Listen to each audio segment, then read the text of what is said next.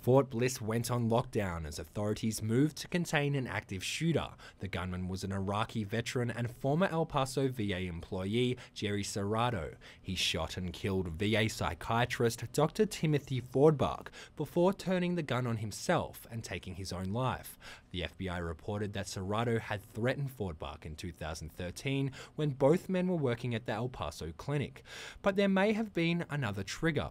In a Washington Post report, a former clinic employee said that Serrato was frustrated that the clinic had found his claim of post-traumatic stress disorder unwarranted and wasn't going to give him the medical treatment he was expecting. Lillian D'Amico says it wouldn't be the first time the El Paso VA has denied a veteran's post-traumatic stress disorder. She says the El Paso VA rejected treatment for her son, Nick, who was diagnosed with PTSD years earlier at the VA in Phoenix, Arizona. He brought his records with him and they said, oh, we're not interested in these. We make our own diagnoses. So Nick had been in Albuquerque. They looked at the records. He had been in Phoenix. They looked at the records. Come here, they don't want to look at the records. So they don't want to treat the mental ill because they don't have the doctors and they don't have the money. D'Amico says the VA's reluctance to diagnose PTSD meant her son was labelled with every other mental illness that could plausibly fit: bipolar, anxiety, and major depression, meaning even the limited treatment he was getting wasn't addressing the major mental issues he did have. He said to me, I know I need something, but what I'm taking is not helping me, it's making me worse. Nick D'Amico spent time with a VA social worker a few times a month, but he fought in vain to get follow-up appointments with a psychiatrist, which was the only way to get his medication changed and have his mental health diagnosis re-evaluated. As scheduled psychiatrist appointment after scheduled psychiatrist appointment was cancelled, D'Amico says she saw her son's mental health deteriorate and spiral further and further out of control, to the point that he became dangerous and he was no longer safe to be around. He said, I'm a trained combat military. I don't need a gun. He says, I could break your neck so quick that you wouldn't even know it. There'd be no pain, you wouldn't even know it. And that's when I said, he can't stay here anymore. Nick became homeless and spent the next 4 months sleeping on the streets of El Paso. D'Amico says before he joined the army, her son was hardworking, religious, studious, and popular. She says his PTSD resulted from 4 years of decorated service in nuclear, biological, chemical warfare protection and operation of Patriot missiles, service that D'Amico says his country forgot all too quickly. And he said, I want to tell you something. We gave up our life for our country.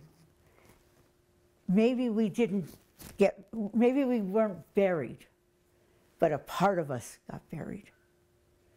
We expect you to honor what we have done. Don't treat us like we're here for a handout. These are things that we were promised when we took the oath. The El Paso VA was claiming wait times were in line with national standards at an average of 15 days, until Texas Congressman Beto O'Rourke commissioned an outside study that surveyed close to 700 veterans in his district. Results found veterans were waiting an average of 71 days to see a mental health provider. You can't ask the VA how the VA is doing, because they'll always tell you the VA is doing all right. You need to ask the veterans who seek care and service from the VA. KRWG requested an interview with the El Paso VA, but they did not make themselves available for comment. Since the survey, O'Rourke has been leading a campaign to hold the VA accountable and make a higher quality of care accessible to the 80,000 El Paso County and Doñana County veterans it serves. We're no longer accepting good enough. You know, this is good enough for El Paso.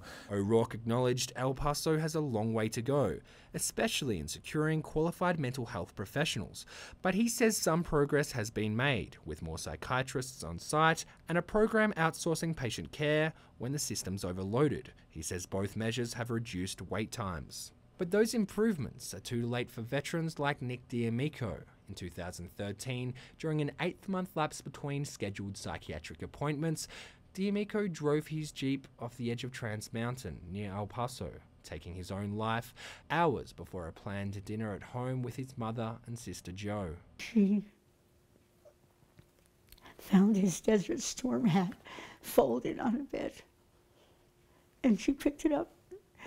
Inside was his telephone, his watch, his wallet with his driver's license and everything, all the identification. She said, he's not coming back. D'Amico says no US soldier should die waiting for battle wounds to be tended. D'Amico coordinates a support group to help veterans like her son, who need more medical attention than they're getting from the El Paso VA. The Fort Bliss shooting incident marks the 13th shooting to take place on a US military facility in the space of 5 years. For KRWG, I'm Simon Thompson.